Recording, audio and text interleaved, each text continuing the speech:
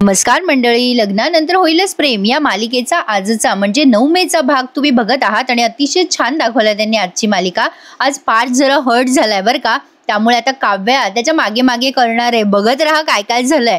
आता सुरुवातीला नंदिनी वसू आत्याला म्हणते की काय ना आत्या, सेलिब्रेशन करायला हरकत नाही, पण मागच्या वेळेला कसं झालं, मिथून दादांनी आणले ते फोटो आणि वाद झाले, काव्याला नाही आवडतो हे सगळं।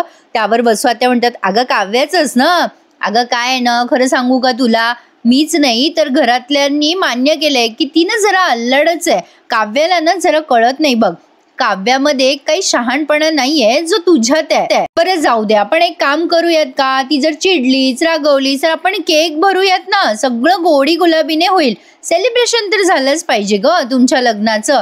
आता नंदिनीला वसू आत्याचं गोडगोड बोलणं पटलंय। आता मानिनताई म्हणतात चला तर मग लिस्ट करायला घ्या, काय काय करायचं, काय काय आणायचं। वसू आत्या म्हणतात तुम्ही ना दोघी जणी पुढे व्हा आणि मी फ्रेश होऊन येते, चालेल का तुम्हाला। मग आता या दोघी सासासुना गेल्यानंतर वसू आत्या स्वतःच्याच मनाशी रिफ्लेक्ट करताय, कारण हा प्लॅन सगळा रम्याचा आणि त्यांचा मिळून आहे। यांच्या लग्नाच्या वाढदिवसाचं यांना सगळं काही प्लॅन करायचंय बरं का प्रेक्षकांनो। आता बघा, वसू आत्याला आठवतंय की रम्याने काय काय बोललं होतं फोनवर, म्हणजे आपल्याला दाखवण्यासाठी हा सीन दाखवलाय। रम्या तिच्या आईला फोन करते, त्या जेव्हा बाहेर असतात वसू आत्या तेव्हा रम्या म्हणते आई इथे मला जे नकोय ना तेच होतंय। त्या नंदिनीला असं वाटतंय आई की ती जिंकते आणि मी हारते। वसू आत्या म्हणतात अगं बाई रम्या जरा शांत होशील का, नीट सांग बरं मला काय झालंय ते। रम्या म्हणते आई मी पार्थ सोबत ऑफिसला आली आहे, म्हणजे मी काल पण त्याच्या गाडीतच आले, आज पण आले, पण ती नंदिनी ना आता इन्सिक्युअर झाली आहे आई। अगं तिने काय केलं आज माहितीये का, तिने ना पार्थला उपवास करायला सांगितला आणि त्या काव्याला मुद्दाम साबुदाण्याची खिचडी घेऊन पाठवलं इथे ऑफिसमध्ये। वसू आत्या म्हणतात ती खरंच आली का काय तिथे खिचडी घेऊन। त्यावर रम्या म्हणते अगं आई हो आली, त्या नंदिनीने काय जादू केली ना काय माहित। वसू आत्या म्हणतात मला ना या दोघी बहिणींचं ना कळतच नाही, कधी कधी एकमेकींवर एवढ्या नाराज असतात आणि कधी कधी एकमेकींच्या गळ्यात गळे घालून फिरत असतात। रम्या म्हणते त्या नंदिनीला काय वाटलं आई, उपवास करून खिचडी खाऊ घालून असे काय पार्थ आणि काव्या एकत्र येणार आहेत का, नाही नाही मी कधीच ते हुस देणार नाही आई।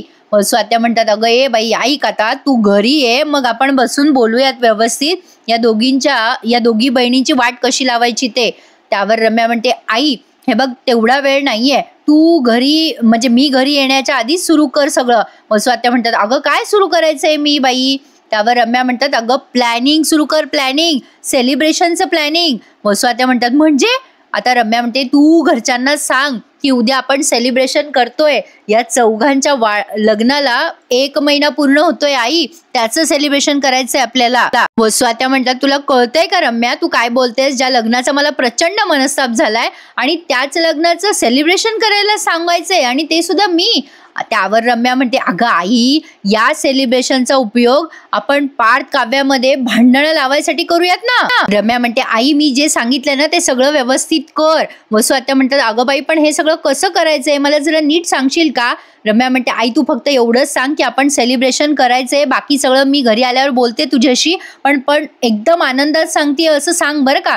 आता रम्याने तिच्या आईला सगळ्या सूचना दिल्यात। वसू आत्याला हे सगळं डोक्यावरनं गेलंय, पण नाही नाही म्हणता म्हणता वसू आत्या रम्याची साथ देतातच, अगदी प्रत्यक्षपणे म्हणा किंवा अप्रत्यक्षपणे म्हणा, तर असो प्रत्यक्षपणेच देता म्हणा। तर आता हा पार्थ गेलाय या काव्याच्या कॉलेजला, हँडसम दिसतोय। पार्थ आता इकडे तिकडे बघतो आणि काव्या काही दिसे ना त्याला, शेवटी तिथे त्याला ती अनिशा दिसते आणि तो तिला आवाज देतो, हॅलो अनिशा। अनिशा म्हणते हाय पार्थ तुम्ही इथे।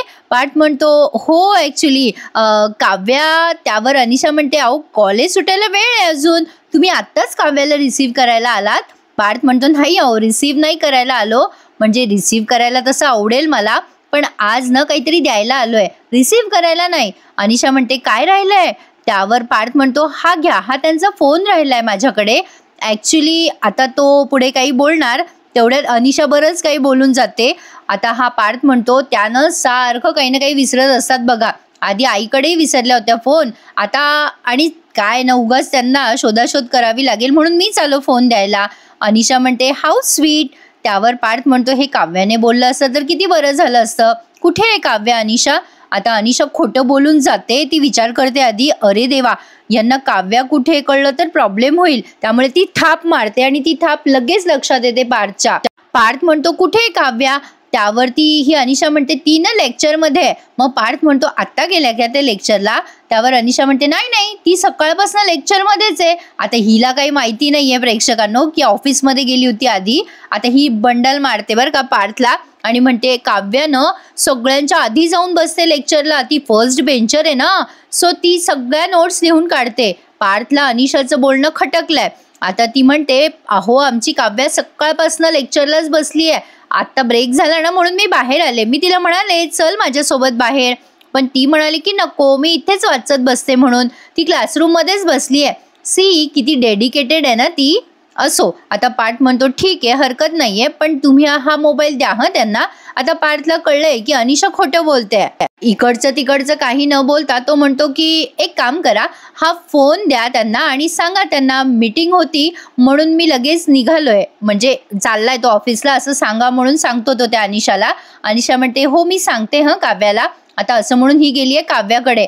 पार्थ बघतोय की ती काव्याकडे जाते आणि अगदी धडधडीत दिसते बरं का. काव्या तिथे समोरच बसली आहे आणि अनिशाला ते कळलं नाही की पार्थ मागे. असो जरा गंमत वाटली मला. काव्या जरा डिस्टर्ब झालेली असते आणि जीवासोबत झालेलं भांडण ती आठवत असते जे आपल्याला परत परत दाखवलेलं आहे आज. तर असो आता ही काव्या त्यामुळे डिस्टर्ब झालेली असते. आता तिथे अनिशा पोहोचते आणि म्हणते हाय काव्या. काव्या म्हणते काय अनिशा. आता ती डायरेक्ट फोन पुढे करते. मग काव्या म्हणते माझा फोन तुझ्याकडे कसं काय आला? अनिशा म्हणते अगं बाई माझ्याकडे कसं काय येईल तो फोन? काव्या विचार करते मी तंद्रीत पाडला बिडला की काय फोन खाली? त्यावर अनिशा म्हणते अशी कशी धुंदीत असते ग तू काव्या?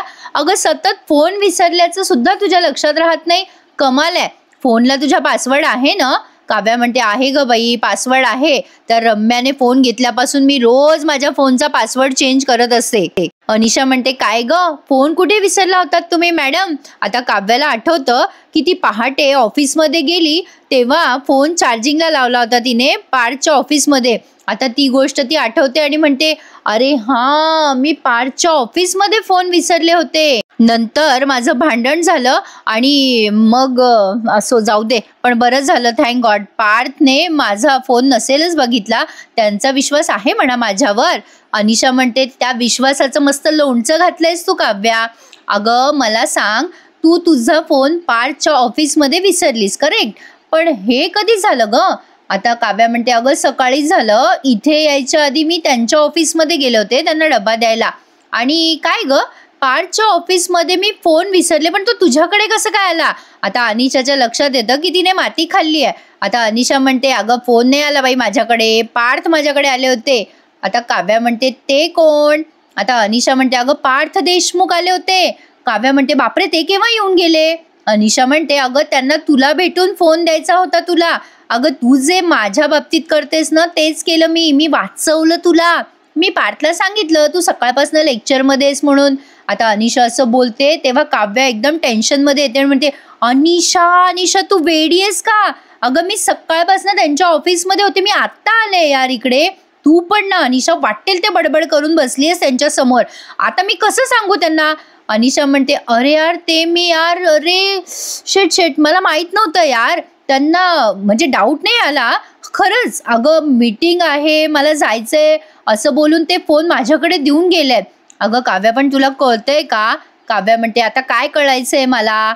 अनिशा म्हणते अगं ते बिचारे तुला फोन शोधायला लागू नये म्हणून त्यांची सगळी कामं सोडून ते ऑन द वे तुझ्याकडे आले यार.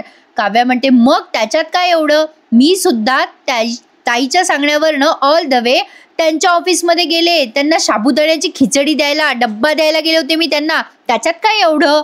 अनिशा म्हणते तेच ना तू ताईच्या सांगण्यावरनं तिथे गेली होतीस पण ते स्वतःहून आले यार तुझ्यासाठी. काव्या म्हणते मग त्याचं काय करू मी, एवढं काय त्यात? अनिशा म्हणते यार तू चुकतेस, हे बघ त्यांच्याशी ना जरा नीट वागायचा प्रयत्न कर. तू जे काही वागतेस ना काव्या ते अजिबात बरोबर नाहीये. तू त्यांना नवरा मान किंवा नको माणूस ही तुझी चॉईस आहे, पण काय आहे ना माणूस म्हणून तरी त्यांचे एफर्ट बघ जरा. अगं त्याकडे लक्ष दे, ते खूप चांगले वागतात यार तुझ्याशी. काव्या आता काही सेकंड तिच्या मैत्रिणीकडे बघते आणि त्या गोष्टीचा विचार करायला लागते, पण अनिशा आता एवढंच बोलते आणि निघून जाते. पण आता इथे ना जरा एक गोष्ट खटकली आहे प्रेक्षकांनो. जी गोष्ट हिची सख्खी बहीण म्हणजे काव्याची सख्खी बहीण नंदिनी हिला पटवून देतीये ती गोष्ट तिच्या मैत्रिणीने सांगितल्यावर तिला पटली. असो काही लोक पडधार्जिने असतात म्हणा, तसं काहीतरी काव्याचं झालं असावं. आता काव्या विचार करते अनिशा जे बोलते ते खरं आहे. मग आता इकडे बघा, या सासासुना सेलिब्रेशनला लागल्यात आणि काय काय पदार्थ करायचे आहेत ते सगळे त्या डिस्कस करतात. नंदिनी म्हणते आई शिरा करूयात का छान, आणि 2-2 केक मागूयात 1-1 किलोचे. मानिनताई म्हणतात हो पुरतील. अगं फ्लेवर जरा वेगवेगळे आणूयात, म्हणजे तेवढंच जरा व्हरायटी. आणि अजून काय हवं असेल बघ, इडलीवाला म्हणजे इडली वगैरे ऑर्डर करायची का, हे मी मनाने सांगते बरं का प्रेक्षकांनो. असो, आता त्या म्हणतात पार्थ आणि जीवाचा ना चॉईस सतत बदलत असतो बघ खाण्यापिण्याच्या बाबतीत. तू विचार त्या दोघांना काही हवंय का. त्यावर जीवा, आता नंदिनी सहज म्हणते ते ऑफिसमध्ये कामात असतील. त्यावर लगेच जीवा येतो तिथे. तेव्हा या मानिनताई म्हणतात अगं बाई बघ तुझ्या नवऱ्याला 100 वर्ष आहे. आता तो डिस्टर्ब असतो हे या दोघींच्या लक्षात येतं. त्या दोघी त्याच्याकडे बघतच राहतात. शेवटी मग मानिनीताई उठून जीवाजवळ जातात आणि म्हणतात काय रे जीवा, अरे कसा होता तुझा पहिला दिवस. नंदिनीच्या लक्षात आलंय जीवा डिस्टर्ब आहे. मानिनीताई म्हणतात काय रे जीवा, अरे काय कसं झालं, काय म्हणतोय आम्ही. नाही, आता नंदिनी म्हणते काय हो तुमचा रिजॉईनिंगचा पहिला दिवस कसा होता. नाही, तुमचा स्टाफ खुश झाला असेल ना तुम्हाला बघून. काय हो काहीतरी विचारतोय आम्ही. पण हा जीवा काही उत्तरच देत नाही त्या दोघींना. तो त्याच्या खयालामध्ये असतो. तर असो, आता मानिनीताई म्हणतात नंदिनी चहा करते का बाई. अगं आल्याचा चहा करते म्हणजे जीवा पण घेईल, असं म्हणून त्या आता तिथून निघून जातात मानिनीताई. मग नंदिनी जाते जीवाला विचारपूस करायला. काय झालं जीवा, तुम्ही एवढे का डिस्टर्ब आहात, काय झालं. पहिला दिवस चांगला गेला ना तुमचा ऑफिसचा. जीवा, अहो जीवा काय झालं. पण जीवा मात्र ऑलरेडी सदम्यामध्ये असतो. आता त्याला काव्यासोबत घालवलेले सगळे क्षण अगदी एका क्षणार्धात व्हिज्युअलाइज होतात बरं का. आणि पार्थ सोबत ती खिचडी खाताना त्याला जाणवते आणि अचानक ढसाढसा त्याला रडू येतं. कारण नंदिनी त्याला एकदम स्पर्श करून म्हणते ना काय झालं जीवा, तुम्ही रडतायत. तर कदाचित त्याच्या भावनांचा ताबा सुटला आणि त्याला असं वाटलं असावं की नंदिनीच्या जवळ जाऊन रडावं, म्हणून तो रडतो आता आणि खूप वेळ रडतो. असा तिला जवळ घेतो आणि रडतो. नंदिनी पण अगदी लहान लेकरासारखं त्याच्या डोक्यावरून हात फिरवत असते. आता कुठल्याही स्त्रीला म्हणजे नवरा म्हटल्यावरती एक काय म्हणता येईल त्याला सेन्सिटिव्ह विषय असतो प्रत्येक स्त्रीचा, आणि त्यातनं या दोघांची बॉन्डिंग अजून झालेली नाहीये. तर कदाचित नंदिनीला असं वाटलं असावं की जीवाला आपल्याबद्दल काहीतरी वाटतंय आणि तो टेन्शनमध्ये, म्हणूनच त्याने आपल्याला दुःखाचा खांदा म्हणून सिलेक्ट केला असावं. बापरे, मी खूप कॉम्प्लिकेटेड बोलते ना. असो, काय समजायचं ते तुम्ही समजून घ्या. आता माझ्या भावना मला जास्ती व्यक्त नाही करता येतात. तर आता जीवाला ती जीवा काय झालं असं म्हणून त्याच्या डोक्यावरून हात फिरवत असते. तर तो अचानक जागा होतो आणि एकदम तिला लांब सरकवतो आणि म्हणतो सॉरी नंदिनी सॉरी. नंदिनी म्हणते नो इट्स ओके जीवा, काय झालंय. नंदिनी त्याला म्हणते इट्स ओके जीवा. पण जीवा आता खूप टेन्शनमध्ये येतो आणि रडायला लागतो. नो इट्स नॉट ओके, मी असा कसा वागलो यार, नो नॉट ओके असं म्हणून तो आता आतमध्ये पळून जातो. कुठे जातो पळून काही कळलं नाही. पण नंदिनी त्याला आवाज देत राहते जीवा हो ऐका तरी. पण जीवा निघून गेलाय. आता इकडे काव्याला खूप गिल्ट आलेलं असतं ती पार्थशी खोटं बोलली म्हणून. आणि अनिशाचं वाक्य तिला आठवतं की पार्थचे माणूस म्हणून तरी एफर्ट बघ. तेवढ्यात पार्थचा फोन तिला आलाय बरं का. आता काव्याला सुचत नाही काय बोलावं पार्थशी. तर ती आता पुन्हा खोटं बोलते पार्थशी. पार्थला ती म्हणते हॅलो बोला पार्थ. पार्थ म्हणतो अहो आत्ता मी ऑफिसला पोहोचलोय, तुम्ही फोन उचलला म्हणजे फोन तुमच्यापर्यंत पोहोचलाय असं गृहीत धरतो काव्या. काव्या म्हणते हो दिला अनिशाने मला फोन. आता पार्थ म्हणतो कुठे आहात तुम्ही, मी वाट बघितली होती तुमची. त्यावर काव्या म्हणते मी क्लासरूममध्ये. आता पार्थच्या समोर बसलेली आहे बरं का काव्या. आता पार्थ म्हणतो काय क्लासरूममध्ये आहात. नाही, आजूबाजूला सराउंडिंगचा आवाज येतोय म्हणून विचारतोय काव्या, प्लीज डोंट माइंड. मग आता काव्या म्हणते आमच्या क्लासरूमची खिडकी उघडी आहे ना, त्यामुळे तुम्हाला आवाज येत असेल. काव्या लगेच पार्थला म्हणते आमचे सर आले मी नंतर बोलते पार्थ तुमच्याशी, असं बोलून ती पार्थचा फोन कट करते. आता पार्थला हे खूप इन्सल्टिंग फील होतं प्रेक्षकांनो, आणि साहजिक आहे. ॲक्च्युली पार्थ आणि काव्याच्या वयामध्ये पण डिस्टन्स आहे, तरी सुद्धा पार्थ त्याचं वय विसरून काव्याच्या स्वभावाप्रमाणे काव्याशी वागायचा प्रयत्न करतोय. आता काव्याने डायरेक्ट अपमानच केलाय त्याचा, त्यामुळे तो आता प्रचंड हर्ट झालाय. आता तो फोन ठेवतो आणि त्याच्या डोळ्यात पाणी आलंय. पण आता काव्या विचार करत असते पार्थना घरी जाऊन थँक्यू म्हणते, नशीब त्यांना कळलं नाही मी क्लासरूममध्ये नाही येते. आता असा विचार ती करते. पण तरी सुद्धा पार्थ तिला अगदी सारखा ऑब्झर्व करतोय आणि त्याला तो प्रसंग आठवतो. या वसुआत्या काव्याला बोलतात ना, तू बाहेर जाऊन काय करते काय नाही, आम्हाला काय माहिती, टवाळक्या करायला जातेस की काय. तेव्हा पार्थ समर्थपणे तिची बाजू घेतो ना काव्याची, की त्या टवाळक्या करायला जात नाही, त्या अभ्यासच करायला जातात. मी सांगितलंय त्यांना UPSC वर फोकस करायला, त्यांचं स्वप्न त्या पूर्ण करणार. आता पार्थने एवढा विश्वास दाखवला काव्यावर आणि काव्याने तोंडावर त्याचा अपमान केलाय. म्हणजे खरं तर काव्याला हे सगळं अजाणतेपणी तिच्या हाताने घडतंय. काव्या मुद्दाम करत नाहीये, पण काव्या वागणुकीच्या बाबतीत चुकतीये हे तितकंच खरं आहे. पार्थला तो वसुहत्याचा पूर्ण प्रसंग व्हिज्युअलाइज झालाय आणि तो आपल्याला अख्खाच्या अख्खा दाखवलाय आणि त्या प्रसंगामुळे पार्थचे डोळे पाणावलेत की मी काव्यावर एवढा विश्वास दाखवला आणि काव्याने माझ्यावर अविश्वास दाखवला. आणि तो विचार करतो मी काव्याने शिकावं म्हणून मी जगाशी भांडतोय, पण काव्या माझ्याशी सर्रास खोटं बोलताय. नाही काव्या, हे तुम्ही चुकीचं वागताय. आता असं तो विचार करतो आणि गाडीत बसून निघून जातो. प्रेक्षकांनो, तुम्हाला माझा रिव्ह्यू आवडतो ना, मग चालता चालता एखादा लाईक करायला विसरत जाऊ नका हो माझ्या रिव्ह्यूला. तर असो, आता मानिनीताई आणि त्यांचे मिस्टर दोघे चेस खेळतात. आता मानिनीताईंनी त्यांना हरवलंय, त्यामुळे त्या हसून म्हणतात, बघा हरले तुम्ही हरले. त्यावरती ते म्हणतात, हरवलं बाई तू मला. पण आई शपथ बायको, मला आपल्या कॉलेजचे कॅन्टीनचे दिवस आठवले, तू मस्तच खेळतेस यार अजूनही. त्यावर मानिनीताई म्हणतात, म्हणजे काय, प्रश्नच नाही. आम्ही बायका लाट नाही धरतो हातात आणि याच हाताने उंट पण मारतो बरं का. त्यावर पार्थचे बाबा म्हणतात, हो, आम्ही किती माणसं उडत असलो ना की आम्हाला सगळं माहिती आहे, पण बायका मात्र सगळ्या गोष्टीत अगदी सर्व गुण संपन्न असतात. पण काय हो, आपल्या घरात शांतता काय आहे, आपले उंट नाही म्हणजे आपले घोडे कुठे गेले चरायला. त्यावर मानिनीताई म्हणतात, काय हो माझ्या लेकरांना घोडे घोडे म्हणतात. अहो, आपल्या पोरांची जबाबदारी वाढली आता. 1 महिना लग्न टिकवून दाखवलंय त्यांनी. आता ते पारचे बाबा म्हणतात, अगो हो की, महिना झाला नाही लग्नाला. मग मानिनीताई म्हणतात, हो अहो उद्या 1 महिना होतोय आणि सेलिब्रेशन आहे बरं का आपल्या घरामध्ये त्याचं. त्यावर पारचे बाबा म्हणतात, अगं ते हे. मानिनीताई म्हणतात, कोण कोण येणार आहे. पारचे बाबा म्हणतात, नाही ग ते नाही ग, ते हे ते. मानिनीताई म्हणतात, डेकोरेशन काय म्हणताय काय. पारचे बाबा म्हणतात, अगं नाही ग, ते डेकोरेशनचं तू आणि वसुताई बघून घ्या, ते नाही का ग ते. मानिनीताई म्हणतात, अहो काय. त्यावर पारचे बाबा म्हणतात, अगं ते खायला काय मेनू आहे ते सांग. मानिनीताई म्हणतात, तुम्हाला तेवढं सुचतं हं.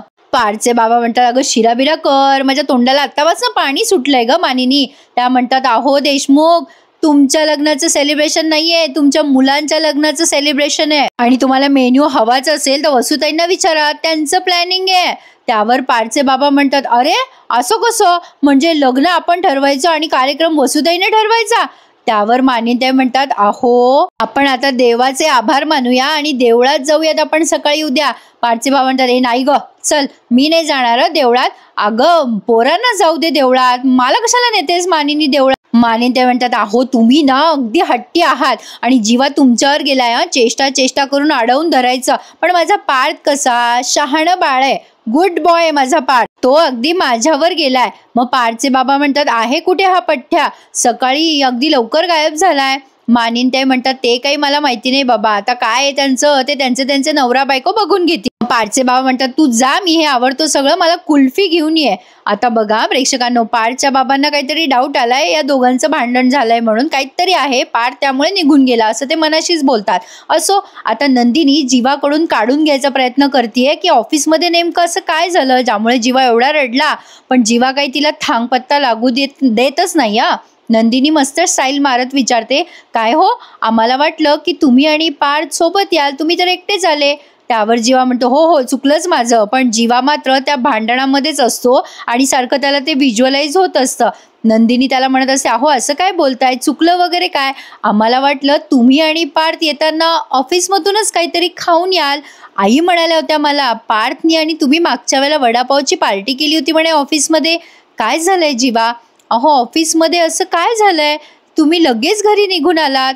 आता जीवा पुन्हा ते भांडण इमॅजिन करतोय आणि त्या नंदिनीला काहीच उत्तर देत नाहीये. पण नंदिनीला टेन्शन आलं ना की काय झालं जीवासोबत नेमकं असं, तो काहीच उत्तर देत नाही तिला. आणि एपिसोड त्यांनी इथे संपवलाय. आता पुढच्या भागात बघा, पार्थ काही काव्याशी बोलत नसतो, त्यामुळे काव्याला तगमग होत असते. ती म्हणत असते, काय झालंय पार्थ, तुम्ही माझ्याशी का बोलत नाही आहात, तुमचं शांत बसणं मला त्रास द्यायला लागलाय. आता पार्थ काही तिच्याशी बोले ना, तेव्हा काव्या पार्थच्या बाबांकडे जाते आणि त्यांना म्हणते, बाबा माझी एक मैत्रीण आहे आणि तिचा एक मित्र आहे, तो तिच्याशी बोलतच नाहीये. मग पार्थचे बाबा म्हणतात, आता चांगुलपणे वागायची जबाबदारी त्या मुलीवर आहे, त्या मुलीने इगो बाजूला ठेवून त्या मुलाशी बोलावं. आता पार्थच्या बाबांना कळणार नाही का या दोघांचं भांडण झालंय, त्यांनी बरोबर सजेशन दिलंय. आता काव्याला पार्थ म्हणतो, मला कळालंय, आपण जर पुढे पुढे केलं ना समोरच्या माणसाच्या, तर आपली किंमत राहत नाही. मग काव्या म्हणते, असं तुमची आई म्हणते का? पार्थ म्हणतो, नाही असं मीच म्हणतोय. मग इकडे नंदिनी, जीवा आपलं लग्न झाल्यापासून तुम्ही पहिल्यांदा माझ्याशी एवढे भरभरून बोललात, आता त्यामुळे जीवाला आलंय टेन्शन. म्हणजे थोडक्यात सांगायचं झालं तर आता हळूहळू या जोड्या जवळ येणार आहेत. आणि या मालिकेचा एक छान आणि सुंदर असा प्रोमो पण आउट झालाय. त्यामध्ये पार्थ आणि काव्याची मैत्री झाली आहे प्रेक्षकांनो, आणि पार्थ खूप खुश आहे, म्हणजे यांचा रुसवा फुगवा कमी झालाय. पण मजा येते ना मालिका बघायला. आता मला येते, तुम्हाला येत असेल तर नक्की कमेंट करून सांगा आजचा भाग कसा वाटला. आणि प्रेक्षकांनो, आज सगळ्यांनी मिळून देवाजवळ प्रार्थना करूया की आपल्या भारताला लवकरात लवकर घवघवीत यश मिळू देत. आणि आपल्या भारतीय जवानांना सल्यूट प्रेक्षकांनो. पण आज घरामध्ये बसलेलो आहोत अगदी सुरक्षित, ते फक्त आणि फक्त आपल्या इंडियन आर्मीमुळे. म्हणजे विषयांतर होत आहे पण बोलल्याशिवाय राहवलं गेलं नाही म्हणून बोलतीये. आपल्या TTM मध्ये सुद्धा मी या गोष्टीबद्दल बोलले तर असो. असा होता आजचा लग्नानंतर होईलच प्रेम या मालिकेचा रिव्ह्यू. तर भेटूयात उद्या नवीन रिव्ह्यू एपिसोड सहित. तोपर्यंत प्रेक्षकांनो, take care to all of you आणि धन्यवाद.